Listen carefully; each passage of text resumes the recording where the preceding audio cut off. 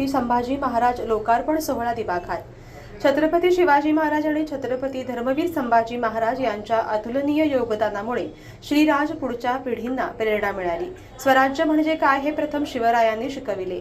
छत्रपती संभाजी महाराजांच्या विशाल कार्यामुळे तरुणाईला नवी दृष्टी मिळाली, असे प्रतिपादन ज्येष्ठ इतिहासकार व पत्रकार उदय माहुरकर यांनी केले। प्रारंभी मान्यवरांचे शाल, श्रीफळ, फुलांचे बुके देऊन स्वागत करण्यात आले। यानंतर श्रद्धा शिंदे यांनी सादर केलेल्या शिवगर्जनामुळे सोहळ्याला उपस्थित शिवशंभूप्रेमी उपस्थितात चैतन्य निर्माण झाले। मान्यवरांच्या हस्ते दीप प्रज्वलन करण्यात आले। तत्पूर्वी मान्यवरांच्या हस्ते छत्रपती संभाजी महाराज स्मारकाचे लोकार्पण करण्यात आले। यावेळी मोठ्या जल्लोषात आकाशात फटाक्यांची आतिषबाजी, चारू बाजूने विद्युत रोषणाई, जवळजवळ 10 मिनिटे जल्लोष करण्यात आला। हे पाहून शिवभक्तांची मने भरून गेली। प्रमुख पाहुण्यांच्या हस्ते संभाजी महाराज यांच्या मूर्तीला हार घालून आरती करण्यात आली। यावेळी स्मारकाचे आर्किटेक्ट मुरलीधर बाळेकुंद्री यांचा सन्मान करण्यात आला। धर्मवीर संभाजी चौक येथे छत्रपती संभाजी महाराज स्मारकाच्या लोकार्पण सोहळ्यात प्रमुख वक्ते म्हणून उदय माहुरकर बोलत होते। यावेळी आमदार अनिल बेनके यांनी मनोगत व्यक्त केले। माहुरकर म्हणाले, छत्रपती संभाजी महाराज यांचा बलिदान मास गांभीर्याने पाळला जातो। पूर्वी शंभूराजांचा इतिहास लपवण्याचा प्रयत्न झाला। शिवरायांनी आणि छत्रपती संभाजी महाराजांनी समाजासाठी दिलेले योगदान महत्त्वाचे आहे। शिवरायांच्या महानिर्वाणानंतर त्यांची प्रेरणा घेऊन 1758 मध्ये मराठ्यांचे साम्राज्य पेशावरपर्यंत पोहोचले। 1680 मध्ये मराठा राज्याचा विस्तार 1600 किलोमीटर अंतरापर्यंत होता। दिल्ली ते काबूल हे अंतर 1350 आहे। त्या तुलनेत हा पराक्रम खूप मोठा होता। विदेशी इतिहासकारांनी शिवराय आणि शंभू महाराजांच्या शौर्याची दखल घेतली आहे। संभाजी महाराजांचे चरित्र आत्ताच्या तरुणाईला नवी ऊर्जा देते, असे त्यांनी सांगितले। यावेळी प्राध्यापक मधुकर पाटील यांनी छत्रपती संभाजी महाराज यांच्या जीवनातील महत्त्वाच्या प्रसंगांना उजाळा दिला। लेफ्टनंट जनरल दिलीप देसाई यांनी मनोगत व्यक्त केले। यावेळी शिवशंभूप्रेमी मोठ्या संख्येने उपस्थित होते।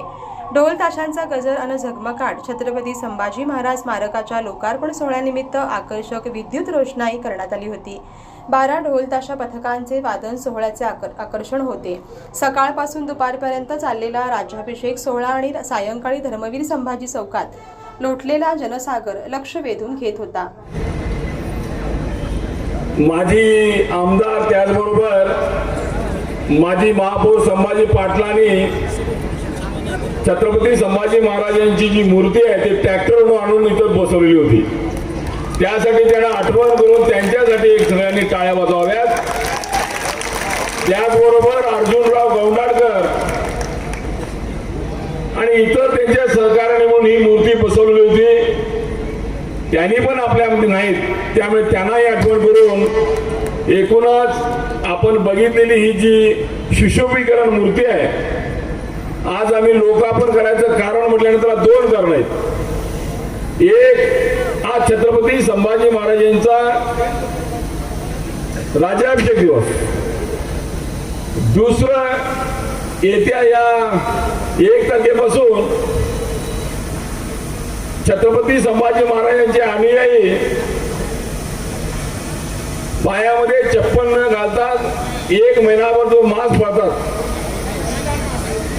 बलिदान मास। त्या बलिदान मासामध्ये व्यत्यय येऊ नये त्यांच्यासाठी म्हणून छत्रपती संभाजी महाराज स्मारक त्यांच्यासाठी पूजनासाठी उपलब्ध करून द्यावं म्हणून आपल्या सर्व कार्यकर्त्यांनी रात्रंदिवस इथं काम करून स्वतः दगडं उचलून तिथं लावून आज तुमच्या लोकार्पण सोहळ्यास तुम्ही हा दैदिप्य कार्यक्रमासाठी उपस्थित आहात। एवढ्या संख्येनं उपस्थित आहात मला माहित नाही, आणि हा कार्यक्रम तुम्ही तुमच्या सर्वांनी मोबाईलमध्ये उभं राहून टिपायला काय हरकत नाही सांगून माझे 2 शब्द संपवतो। तुम्ही सर्व व्यासपीठावर महानी व्यक्ती दिल्लीहून आलेत, माहुरकर साहेब, छत्रपती शिवाजी महाराजांचे गाडे अभ्यासक, ग्वालियरचे सरदार घराण्यातले, त्याचबरोबर छत्रपती शिवाजी महाराजांच्या काळचे जे सेनापती होते त्यांचे सर्व वंशज, त्या सर्वांना स्वामीजींना प्रणाम, शतशः प्रणाम करून उद्घाटनाच्या कार्यक्रमाला आपण सर्वांनी जाऊया हे सांगून माझे 2 शब्द संपवतो। धन्यवाद। छत्रपती शिवाजी महाराज, धर्मवीर छत्रपती श्री संभाजी महाराज आणि हिंदुत्व यांचे विचार तरुण पिढीपर्यंत पोहोचवण्याचे काम करते। मी पहिल्यांदा बेळगाव मध्ये आले आणि मला जाम आवडलं। असाच सपोर्ट राहू द्या।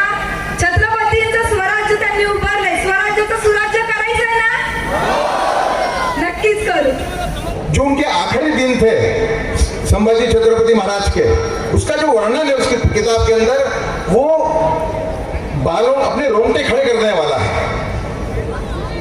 उसमें जब उनको शेख निजाम उनको पकड़ के लाता है, उनको कहा जाता है कि भाई जहां पर आपको देखने आएंगे आप उनको मुजरा करना। तो साथ में 2 अफसर खड़े होते हैं, संभाजी महाराज के हाथ बंधे हुए होते हैं। उसमें एक हिंदू अधिकारी था औरंगजेब का खास, उसका नाम था ईश्वरदास नागर। ईश्वरदास नागर ने जो वर्णन किया है छत्रपति संभाजी महाराज का आखिरी पल, जो उनका जो बिहेवियर था, उनका जो एक उनकी जो ताकत थी, उसका जो वर्णन किया है वो अपने रोंगटे खड़े कर देने वाला है। ईश्वरदास नागर को ये था, हिंदू था, थोड़ी सी उसकी भावना थी। उसने छत्रपति को कहा कि जहां पर अभी आपको देखने आएंगे आप उनको मुजरा करना, तो आपकी जान वो बख्श देंगे।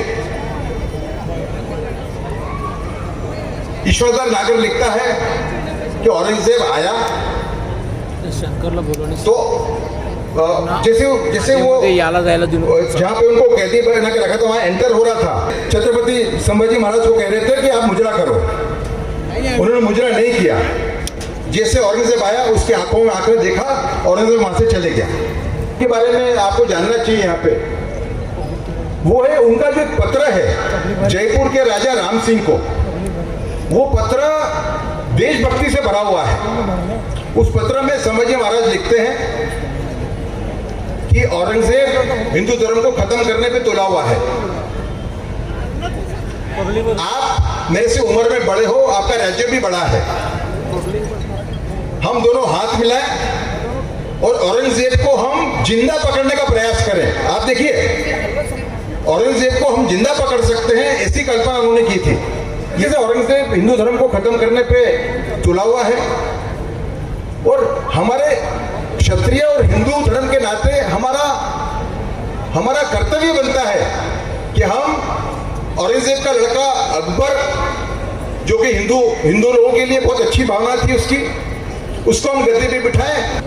ये जो पत्र है, ये दो चीजें उनको एक महान व्यक्ति के रूप में प्रस्थापित करती हैं। लेकिन जैसे गुरु तेग बहादुर का नाम पूरे भारत में है कि उन्होंने हिंदू धर्म के लिए अपनी जान दे दी, लेकिन छत्रपति संभाजी महाराज का नाम लोग महाराष्ट्र में जानते हैं, बाहर कोई नहीं जानता। अभी 4-5 साल पहले मैं जोधपुर गया था। जोधपुर में मेरा एक व्याख्यान था, उसमें छत्रपति संभाजी महाराज का जब वर्णन मैंने किया तो लोगों के आंख में आंसू आ गए, पर उनको मालूम ही नहीं था।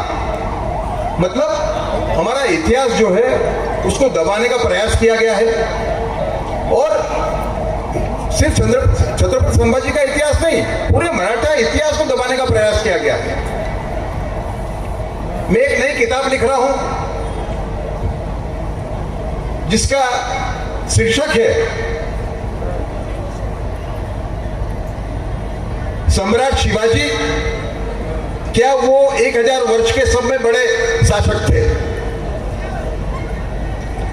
ये पुस्तक देखिए, क्योंकि मैं मराठा हूं, मैं शिवाजी को ऊपर कर दूं तो दूसरों को दबा दूं, ऐसा नहीं हो सकता। लेकिन मेरा विश्वास है कि छत्रपति शिवाजी का योगदान है, वो उनको 1000 वर्ष के सब में बड़े शासक के रूप में प्रस्थापित करता है। और हम उनको कहते हैं छत्रपति राजा कहते हैं। असल में जब उनका देहांत हुआ, जब वो शांत हुए, उस टाइम पे छत्रपति शिवाजी महाराज सम्राट थे। कैसे? जब 1980 में जब वो शांत हुए 1680 में, तब उनकी राज्य की जो लंबाई थी, लंबाई राज्य की वो 1600 किलोमीटर थी। 1600 किलोमीटर दक्षिण गुजरात से आरंभ होती थी, महाराष्ट्र, कर्नाटक, तेलंगाना, आंध्रा होके चेन्नई की पास से निकल के जिंजी किले के आगे 40 किलोमीटर आगे जाके उसका अंत होता था। ये जो लंबाई है दक्षिण गुजरात से जिंजी तक की, वो 1600 किलोमीटर की लंबाई है। ये लंबाई कितनी लंबाई है इसका अंदाजा आपको नहीं है। दिल्ली से काबुल का जो अंतर है वो 1350 किलोमीटर है। शाहबुद्दीन घोरी जिसने भारत में मुसलमान राज कायम किया, वो घूर से आया था। घूर नाम की जगह है अफगानिस्तान में। घूर का जो अंतर है दिल्ली से उसी 1525 किलोमीटर है। मतलब छत्रपति संभाजी की राज्य की लंबाई जो थी वो इतने बड़े जो शासक आए अफगानिस्तान से आए जिन्होंने भारत पे आक्रमण किया, वो जहां से आए थे उससे लंबी थी। तो 1600 किलोमीटर की लंबाई के अगर राज्य पे वो राज्य उसकी चौड़ाई कम थी, लेकिन लंबाई 1600 किलोमीटर थी। मैं ऐसा मानता हूं कि छत्रपति शिवाजी महाराज का जब वो शांत हुए उस टाइम वो सम्राट थे, पर हमारे पास दृष्टि नहीं थी देखने की। जब हम सम्राट कहते हैं और कुछ चीजें आती हैं जो हमें तय करने में मदद करती हैं, जो राजा था वो सम्राट था या राजा था।